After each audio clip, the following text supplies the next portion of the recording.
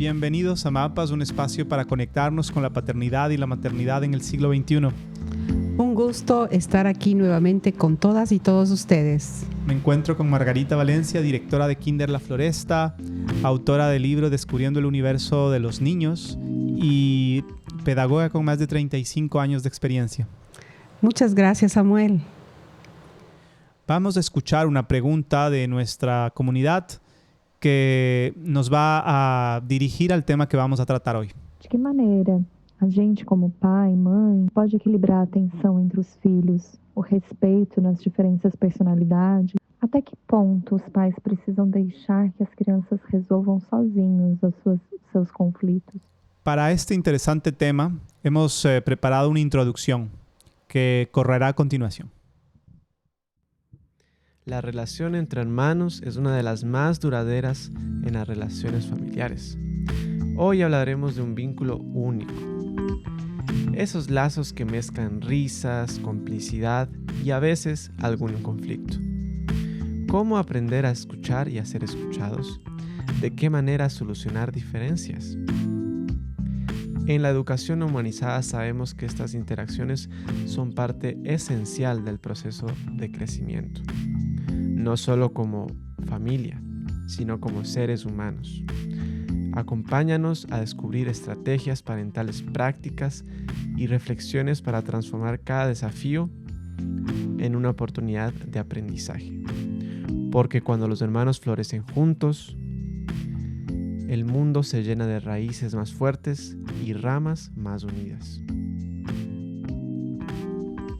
Quisiera comenzar haciéndote una pregunta. ¿Por qué la relación entre hermanos es fundamental para el desarrollo emocional de los niños? Primero porque la relación entre hermanos es una relación que surge en la cotidianidad de la vida familiar. Cuando los hermanos van creciendo, comparten increíbles cosas durante cada día de su vida, desde las cosas más sencillas hasta las más complejas. Comparten alimentación, comparten el cariño de sus padres, comparten el hogar, ritmos, en fin, están compartiendo un sinnúmero de circunstancias cotidianas que hacen que esa relación se fortalezca y sea muy intensa. Durante toda la etapa de la infancia, los hermanos aprovechan esta relación para desarrollar muchas de las actitudes sociales, de las comprensiones emocionales que tienen con los hermanos, además de un sinnúmero de acciones que les promueven la creatividad, que le promueven también la convivencia en los juegos, el relacionamiento con el resto de la familia y el relacionamiento también con el resto de la sociedad. La relación entre hermanos es fundamental para garantizar que ese paso inicial en la convivencia que deben hacer de lo más sencillo, de lo más cotidiano, sirva como base a lo que va a hacer más adelante el relacionamiento con mayor cantidad de gente. Mencionaste intensidad emocional y quisiera que profundicemos un poco más en ese aspecto. Exactamente, se da un proceso de mucha intensidad emocional porque los hermanos comparten sus padres. Los padres son una fuente de seguridad emocional y al compartir esa cotidianidad, esa fuente emocional, los hermanos aprenden también a compartir entre hermanos desde lo más profundo de sus sentimientos.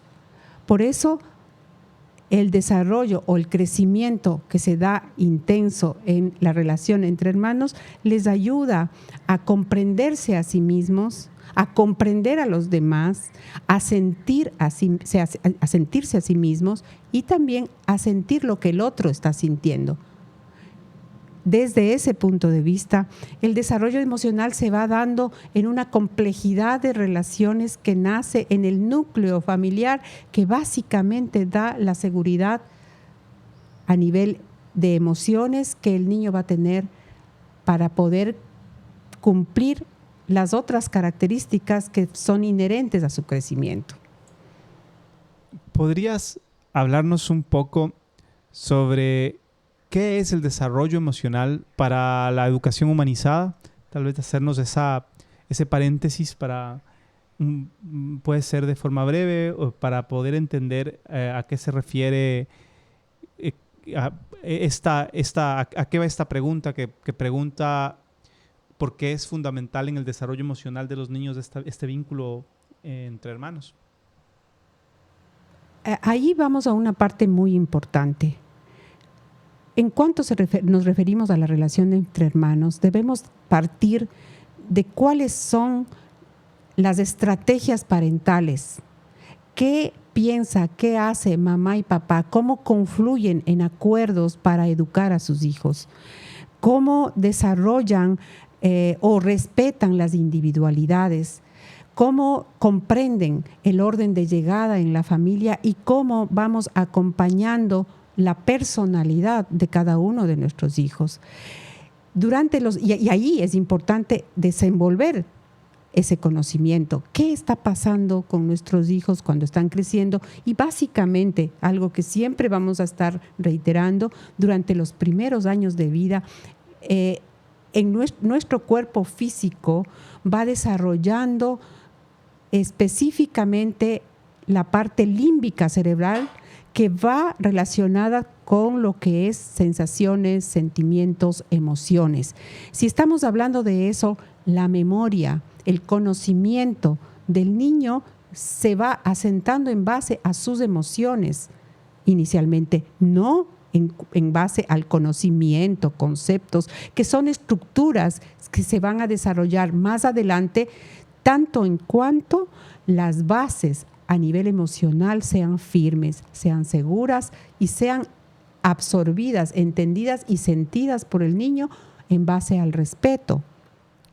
A mí me gusta mucho este concepto de la educación humanizada, que nos habla de la memoria emocional y cómo esta juega un papel tan importante en lo que va a ser la construcción de la personalidad. Y creo que un poco por ahí va también esta pregunta sobre del desarrollo emocional y la relación entre hermanos. Todas esas memorias emocionales que puede generar un hermano en uno van a constituir fundamentalmente quienes nosotros vamos a ser. ¿Estás de acuerdo con esto? Así es, o sea, nosotros, la primera memoria que tenemos es la memoria emocional, y eso es muy fácil de darnos cuenta. Si nosotros nos hacemos una introspección y viajamos al pasado de nuestra vida, ¿qué recordamos de nuestra infancia? No son los discursos de nuestros padres o lo que pensaban nuestros abuelos. Lo que recordamos realmente es cuál era el cariño que nos daban, qué cocinaban, a qué olía la casa de los abuelos, o cómo eran los encuentros familiares en cuanto nos reíamos mucho, estábamos felices. No recordamos muchos conceptos o muchos pensamientos. Entonces vamos a tener que honrar ese proceso que ocurre en nuestro organismo, que nace de las experiencias emocionales y que corresponden a un proceso a nivel físico que está pasando en nuestro cerebro. Entonces los hermanos son una especie de batería inagotable de emociones que nutren nuestra personalidad. Así es, porque en la relación entre hermanos se da justamente la palabra, ¿no? Una hermandad para convivir en lo cotidiano y expresar todas las emociones y todos los sentimientos que implica no solamente las vivencias que vamos teniendo, sino las vivencias que tenemos con los hermanos. En la relación con hermanos se da rivalidades, conflictos, hermandad, amistad, amor, odio, todas las emociones van entremezcladas en un proceso de crecimiento que va madurando la personalidad o la individualidad de cada una de las personas inmersas en este proceso de convivencia diaria y cotidiana con una pareja de padres que son los que dan las coordenadas de cómo escuchar, de cómo solucionar conflictos, de cómo atender las individualidades.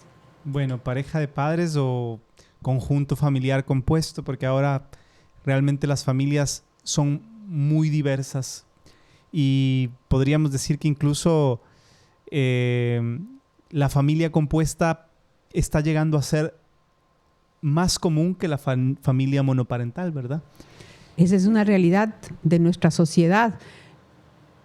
Por eso también uno de los términos que suelo usar es quien ejerce la paternidad, porque no únicamente son papá, mamá o como sea la organización familiar. También pueden ser los abuelos, quienes están por circunstancias X, están ejerciendo el rol paternal, quienes están cuidando de la infancia y quienes están atendiendo a nivel de familia a esta infancia. ¿Quiénes son los cuidadores de la vida?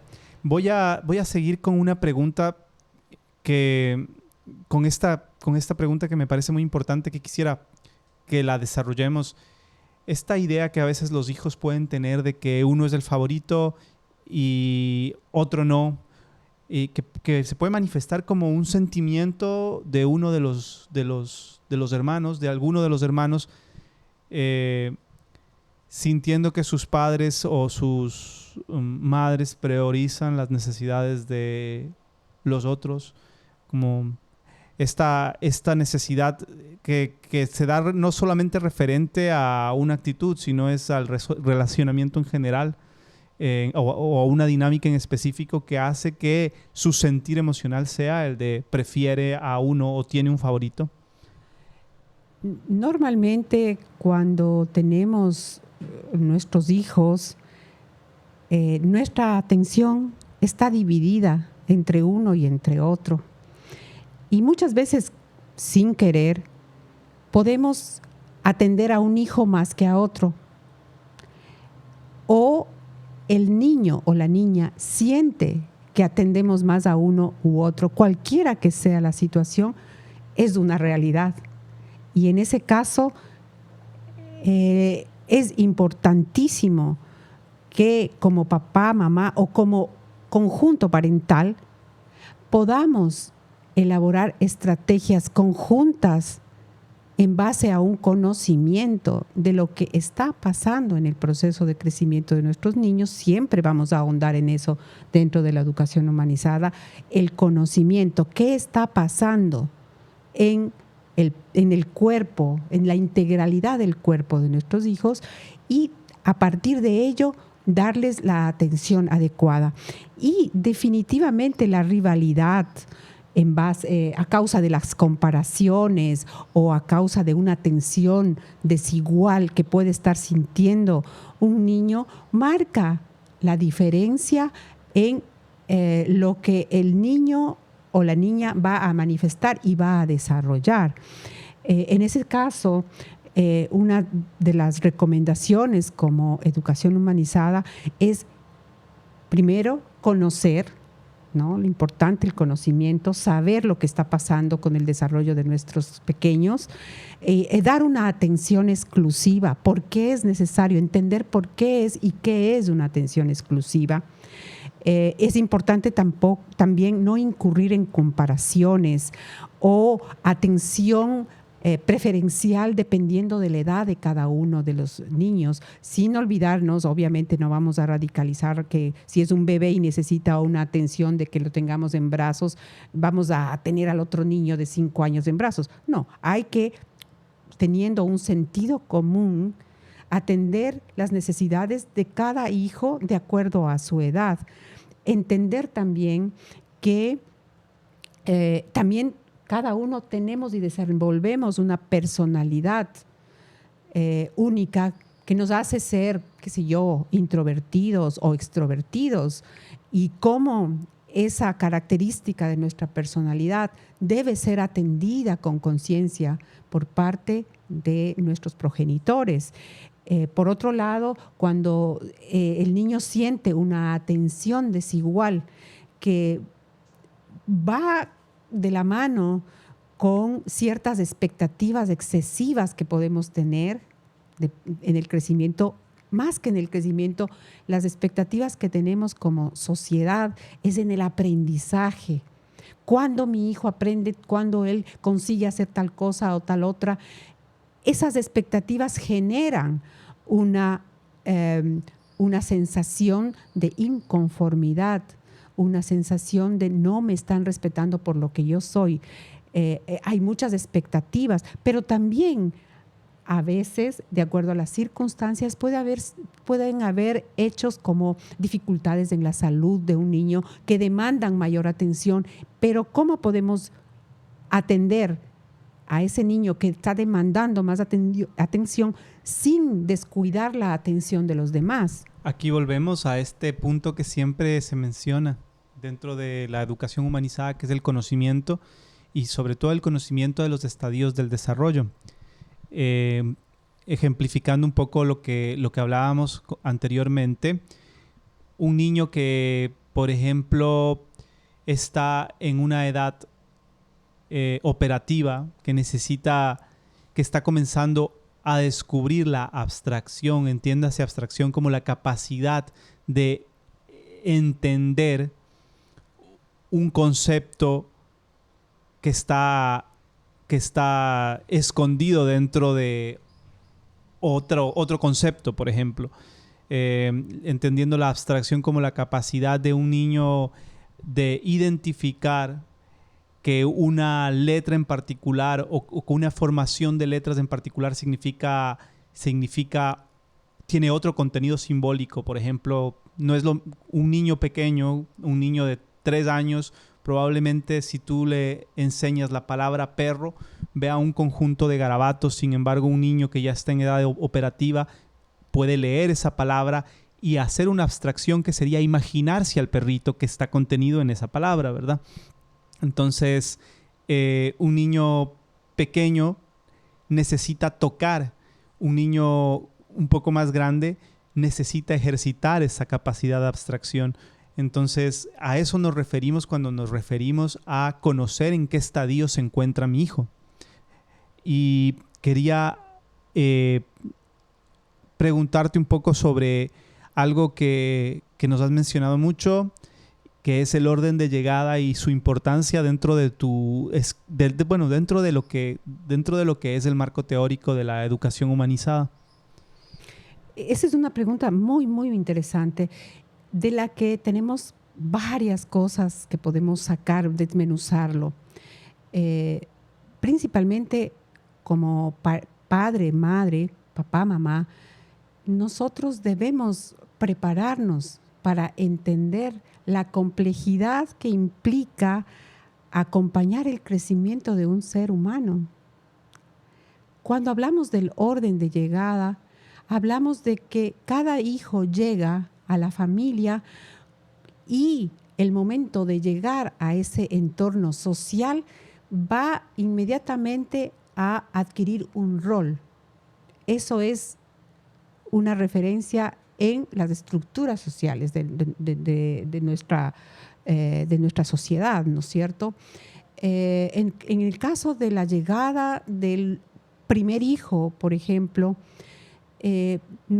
personalmente yo siempre converso y les digo, nosotros tenemos que reverenciar a este primer hijo que viene a abrir el camino para el resto, si es que hay más hermanitos, pero es el que viene a enseñarnos a decir, oiga, esto significa ser papá y mamá. Esta es la demanda que tenemos los hijos de mamá y papá, o de quien ejerce la parentalidad. Entonces, el primer hijo abre un camino que muchas veces causa muchas emociones, principalmente en mamá, de lo que significa un cambio de vida tan radical que tenemos las mamás cuando tenemos nuestro primer hijo. Cuando llega el segundo hermanito, este primer niño pierde de la noche a la mañana esa atención única, constante, permanente que recibía cuando tenía hambre, cuando tenía frío, cuando quería estar acompañado, cuando necesitaba un abrazo. Y empieza de la noche a la mañana nuevamente a compartirla con un desconocido, porque el hermanito, dependiendo de la edad del primero, es un desconocido. Muchas veces pensamos, es que yo le preparé con terapia para que mi hijo reciba al hermanito, yo le compré cuentos, le hice ver videos para lo que vea, lo que significa, hablé con él sobre la importancia de ser hermano mayor y que tiene que colaborar, compartir, ayudar, ser un ejemplo. En esas palabras, dependiendo de la edad del niño, el niño siente una expectativa sobre algo que aún no comprende. Y ahí hago la conexión con lo que Samuel dijo sobre los diferentes estadios de desarrollo. En la primera etapa de desarrollo, el niño no va a comprender los conceptos, no porque tenga alguna dificultad, sino porque aún no ha desarrollado la capacidad de comprender los conceptos. Tampoco ha desarrollado la capacidad de poder entender lo que significa de aquí a 9 meses va a llegar mi hermanito, ¿no? Y nosotros abondamos ese sentimiento cuando el niño, la niña, lo que necesita es visualizar lo concreto, el presente. En ese proceso están durante los primeros 7 años de vida. Y el conocimiento viene dado de la experiencia concreta, la experiencia sensorial, la experiencia motora. Entonces, los discursos, los hermosos discursos que muchas veces creamos para que el niño comprenda lo que significa la llegada del hermanito o de la hermanita, simplemente desaparece en el momento que lo ve. Pero es donde comienza realmente la comprensión real de lo que está pasando. El momento que llega ese hermanito, esa hermanita, a la vida diaria, al cotidiano de la convivencia familiar, el pequeño se da cuenta de, eso era el hermanito. Ya papá y mamá están ocupados, no me atienden cuando yo necesito, me hacen esperar, me dicen que tengo que compartir, me dicen que tengo... Y esa excesiva explicación, porque le estamos colocando una responsabilidad a un niño pequeño que no es todavía maduro para tenerla, le genera mucha tensión y obviamente eso deriva en un rechazo, en el surgimiento de los conflictos, la agresividad o sentimientos de abandono y dificulta o limita el desarrollo de las potencialidades que tiene cada ser humano. ¿Y cuál sería la estrategia que quienes paternan podrían utilizar en esta situación cuando ya es un hecho que la atención va a estar compartida, el espacio va a estar compartido, el amor en cierta medida va a ser compartido? Eso es una realidad, pero el niño, la niña, estamos como organismos preparados a asimilar los cambios. La situación es cuál es el proceso y cómo es el acompañamiento que hacemos para que el niño o la niña asimilen esos cambios. Si es un acompañamiento y va a tomar su tiempo, seamos sinceros, el niño, porque yo le digo tienes que compartir, no comparte, tienes que amar a tu hermanito, no le va a amar. Eso va a ser un proceso de conocimiento, de maduración que le va a permitir tener esa relación con su hermano. Entonces, estrategias, pues conozcamos lo que está pasando con nuestros hijos, tomemos una actitud responsable de respeto. Yo le voy a tratar a mi hijo con el respeto que necesita para tomarse su tiempo y asimilar lo que ha pasado en la vida familiar. Los discursos, aunque muchas personas pueden o creen que son lo mejor, lo único que hacen es tensionar la relación entre los hermanos. Lo que vamos a hacer es procurar atender al pequeño, al hermano mayor, lo máximo posible, especialmente aceptando sus reacciones emocionales. Probablemente va a llorar más, va a exigir más atención y vamos a tener que hacer ese esfuerzo porque ese es nuestro rol parental.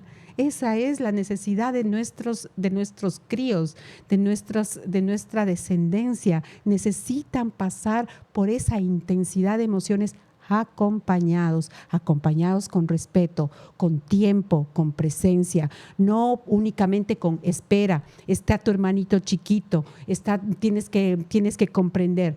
Ese tipo de acciones generan lo contrario. Si nosotros procuramos o intentamos atender más que hablar, vamos a llegar mucho mejor a la realidad de nuestros pequeños. Tomemos en cuenta que únicamente cuando el niño llega a la casa, el niño va a empezar el proceso de entender, eso era el hermanito, cuando lo tenga conviviendo en el día a día, en la casa, en el hogar, donde antes era exclusivo de él. No hay manera, entonces, como muchas veces se trata de ejemplificar, no hay manera de que no sea un proceso doloroso para quien llegó primero.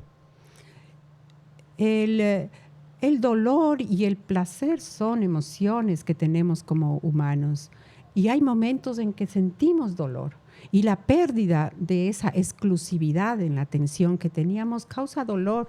Quizás eso es lo primero que un papá y una mamá tienen también que entender, ¿verdad? Que por supuesto que el que llegó primero va a sentir cierta pérdida en el momento en el que llega el siguiente. Por supuesto que va a sentir una pérdida y más aún si lo empezamos a tratar como el niño es grande. Usted ya es un niño grande, ya sabe, usted tiene que compartir y ayudar, tiene que ser un ejemplo. Si entramos nuevamente, insisto, en este tipo de actitudes, va a sentir más dolor y más abandono. Ya no me quieren, pero es una realidad también. No sé si a ustedes les ha pasado, pero el momento que entra un bebé a la casa, al niño mayor, por más que tenga 2 o 3 añitos, ya le vemos grandote. Inconscientemente empezamos a relacionarnos como si fuera un niño mayor a lo que realmente es. Hay que hacer conciencia, hay que tener conocimiento, hay que entrar en nuestro corazón y darnos cuenta de que el niño mayor ha perdido algo y es esa atención exclusiva. Por lo tanto, cualquier otra exigencia va a ahondar en esa pérdida. Entonces, la segunda pregunta que estábamos desarrollando, que se relaciona con sentir que papá o mamá tienen un favorito o favorita, o la persona que está maternando tiene un favorito o favorita, también está relacionada en cierta medida con el conocimiento que podamos tener de las necesidades de nuestros hijos. Porque puede ser que efectivamente un papá o una mamá tengan un favorito o una favorita, no podemos excluir esa posibilidad, pero en muchos casos también papá y mamá simplemente están resolviendo el cotidiano con las necesidades que ejemplifica cada uno, que manifiesta cada uno de sus hijos, sin entender realmente este concepto que quisiera que lo toquemos brevemente, que son necesidad auténtica. ¿Qué son las necesidades auténticas desde nuestro marco teórico de la educación humanizada? Siento que vivimos en una sociedad donde el rol parental y maternal ha sido descuidado. No vivimos en una sociedad que coloque a esta labor que están realizando papá, mamá o quien ejerce esa función en el lugar que se merece. Y personalmente y como educación humanizada pensamos que el lugar de paternar y maternar es un lugar muy especial que debe ser cuidado, debe ser protegido, debe ser tomado en serio y debe ser también amado con la importancia que tiene ese rol en la sociedad en general. Vivimos en una sociedad donde el momento en que tenemos nuestros pequeños no les estamos atendiendo con la importancia y con la necesidad que ellos tienen. ¿Cuáles son sus necesidades? Básicamente, y en términos generales, porque es un tema muy complejo, muy profundo, el niño tiene necesidades físicas, que esas las podemos comprender, que vienen desde la alimentación hasta el movimiento y todo lo sensorial. Tiene necesidades emocionales, que son las que muchas veces más descuidamos. Y, por ejemplo, cuando el niño manifiesta una emoción y llora, le mandamos a callar o le distraemos y no respetamos el proceso del llanto como una manifestación inteligente de un niño que está sintiendo algo. Y vienen también las necesidades a nivel cognitivo, que son las necesidades que más ponemos atención. Eso nos pasa a todos y somos expertos en nuestra sociedad. Uy, mi hijo ya aprendió a leer a los 3 años, estamos contentos. Ya sabe 4 idiomas a los 5 años, estamos muy contentos. O ya sabe contar hasta 100 a los 4 añitos y estamos muy contentos. Pero no nos damos cuenta que todos esos conocimientos, todo ese desarrollo cognitivo que viene o que surge de una memorización y no de un proceso de maduración, causa tensión. Es importante que nosotros como padres, así como nos preparamos para cualquier carrera universitaria, para cualquier conocimiento de cualquier profesión, nos preparemos para ser padres y conozcamos, no nos volvamos unos pedagogos, unos psicólogos, neurocientistas, pero sí tengamos los elementos básicos que nos ayuden a comprender y a caminar con nuestros pequeños. Es muy importante hacer referencia a estas necesidades básicas que al parecer son muy sencillas. Sin embargo, en el rigor de la vida cotidiana moderna, tenemos poco tiempo para prestarles atención justamente a estas que son tan simples y básicas como la necesidad física que puede tener un organismo en desarrollo. A veces, por cuestiones de comodidad, pues preferimos que un niño esté muchas horas sentado cuando su necesidad en este momento de desarrollo es correr, por ejemplo. Por necesidad de tiempo, porque tengo que irme rápido, probablemente prefiero que deje de llorar antes que darle un abrazo y darle.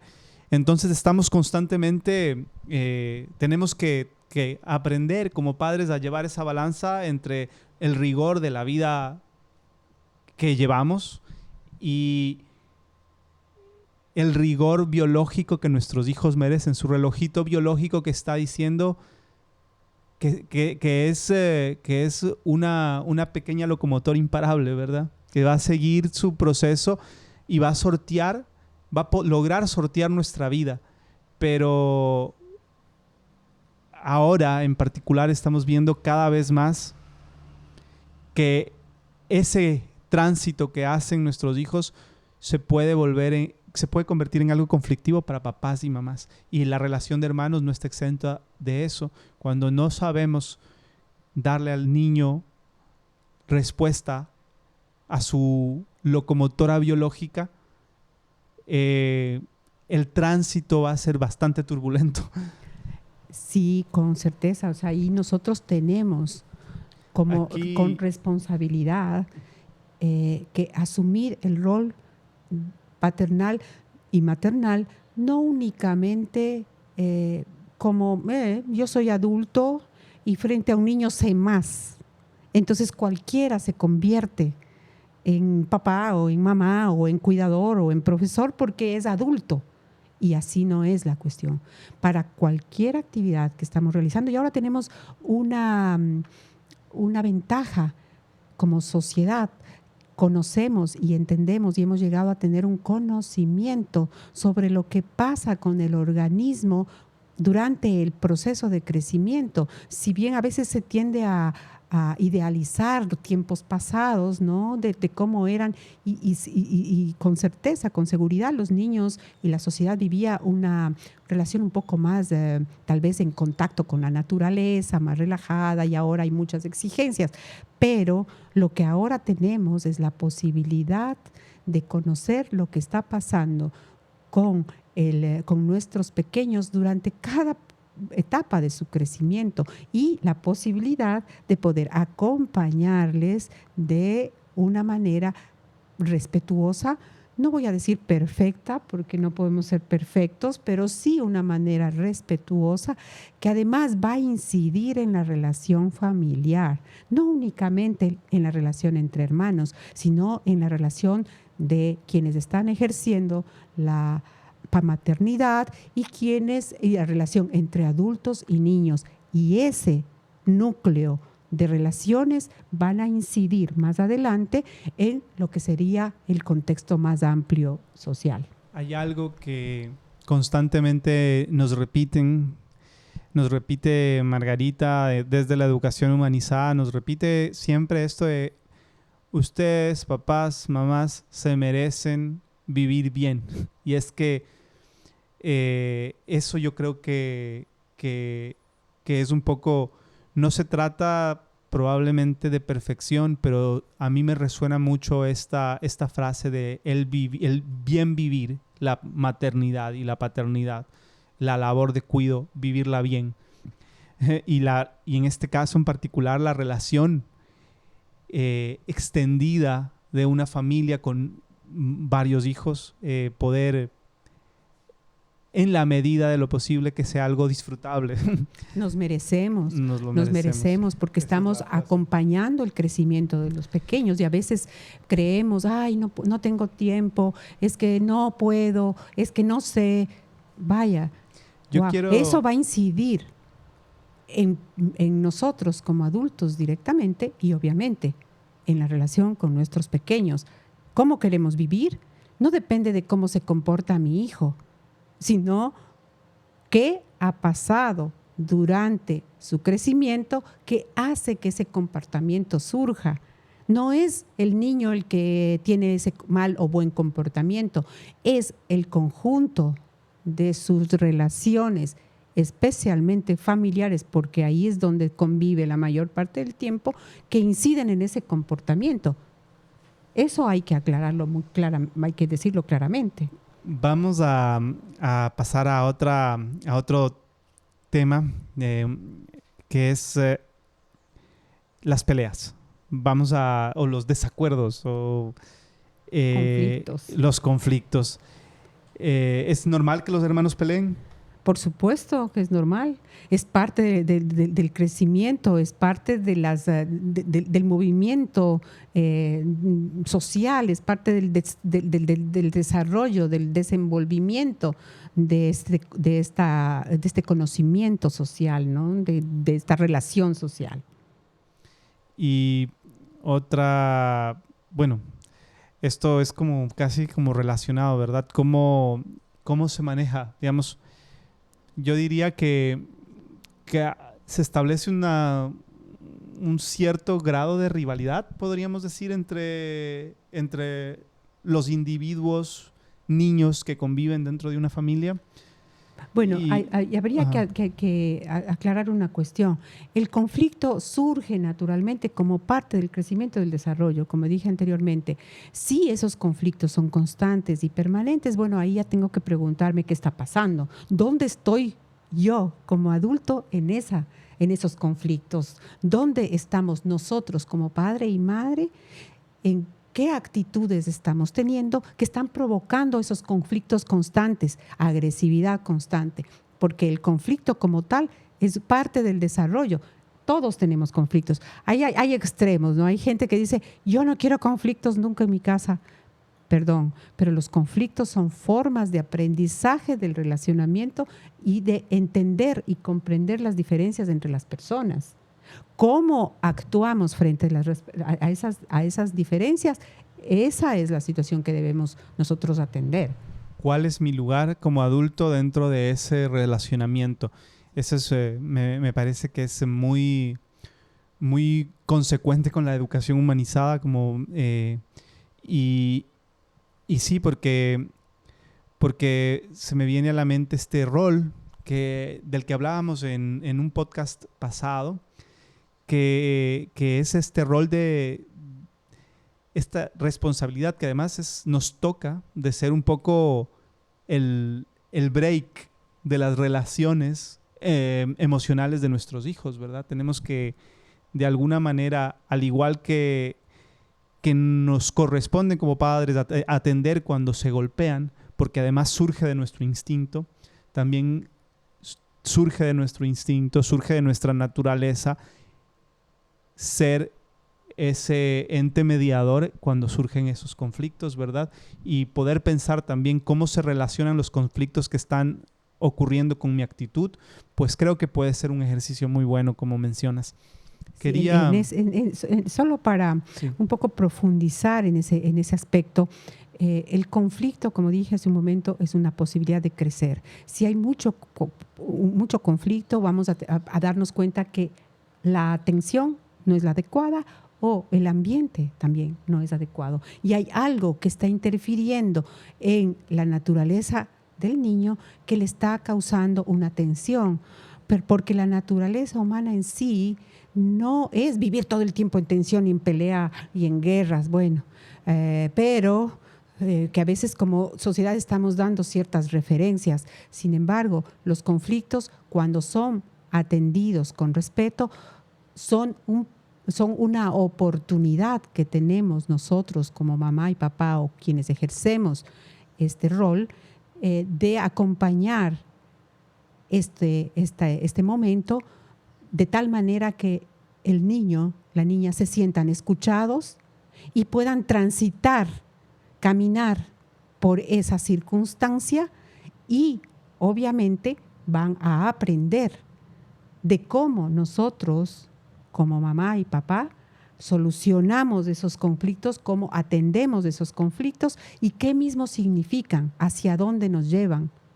Y eso es un proceso muy interesante que nosotros como adultos debemos ponernos la mano en el corazón y decir, ¿cómo estoy acompañando esos conflictos?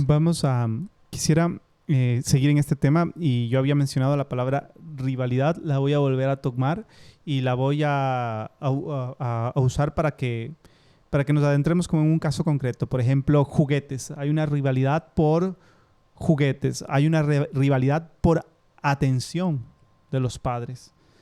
Que serían casos dos casos que podrían ocurrir y que ocurren probablemente en casi cualquier desenvolvimiento de una relación entre hermanos. Entonces, ¿qué papel podría asumir un adulto en una rivalidad por juguetes o cuando hay una rivalidad por atención paterna o materna o de quien ejerza la pamaternidad?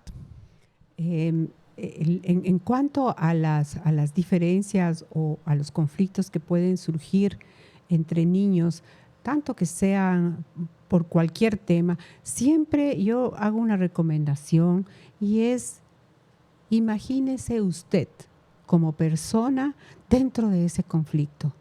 ¿Cómo le gustaría que le atiendan? ¿Le gustaría que venga el vecino y diga, usted tiene la razón y usted comparta? ¿O le gustaría que le diga al vecino, están peleando, desen la mano y un abrazo? ¿Eso nos gustaría? Tenemos que actuar con coherencia, con lo que a nosotros como personas adultas nos gustaría también. En el caso de las cuestiones personales, juguetes, juegos y alguna otra cosa que puede tener el niño, ¿cómo le tratamos? ¿Cómo actuamos con ellos? ¿Les obligamos a compartir? ¿Le obligamos al niño a que sea bueno, sea generoso y sea solidario? ¿O respetamos sus cosas personales para que él sienta que son suyas y tome la decisión de compartir? ¿Cómo nos gusta a nosotros? Si llega mi esposo, por ejemplo, y me dice, oye, Margarita, comparte tu computadora, tienes que ser generosa, tienes que ser solidaria, pero yo no quiero compartir, me gustaría que me obliguen a compartir. Si yo quiero, no hay problema, pero si no quiero, ¿qué pasaría? ¿Cómo somos de coherentes con nuestros pequeños? Y hay una situación muy básica, ¿no? Cuando estoy con niños pequeños, en mi caso personal, yo respeto lo que es de cada uno y también respeto la decisión que tiene el niño y la niña de querer o no compartir. Cuando un niño se siente respetado, lo más increíble que pasa es que comparten por naturaleza. Si es que ellos ven esas actitudes en su realidad más cercana, que es su familia, por supuesto que van a aprender eso. Pero si ellos no ven esas actitudes en su familia, tampoco lo van a aprender. Somos los referentes de ellos. ¿Cómo nos relacionamos con ellos? ¿Y cómo nos sentiríamos? Ese es un termómetro muy importante en la relación con nuestros pequeños. Siempre vamos a ver cómo me siento yo, a ver cómo me sentiría yo de ser obligado a hacer esto o aquello. Quisiera, en este mismo marco en el que estamos, hablar de si se pueden llamar como errores o qué situación, en qué errores cometen los padres o las madres, quienes paternan, quienes maternan, a la hora de mediar en estos conflictos. El mayor error es dar la razón a uno en detrimento de las emociones, los sentimientos, incluso a veces de la realidad de lo que está pasando. Nos gusta ser jueces, definir quién tiene o no la razón, y son actitudes que vienen dadas muchas veces por nuestra propia experiencia personal y también por el desconocimiento que tenemos de cómo podemos llevar una vida más armónica y más humana cuando nos colocamos en una posición de atención. ¿Cómo atiendo yo? Si dos niños pequeños de, pongamos, 4 o 5 años están peleando, ¿cómo les atiendo? Me coloco a su altura, escucho primero, la importancia del escuchar. Incluso si yo vi lo que pasó, es importante escuchar para entender lo que el niño o la niñita entienden de lo que pasó. Cuando yo escucho, me doy cuenta en qué momento, en qué situación están los pequeños.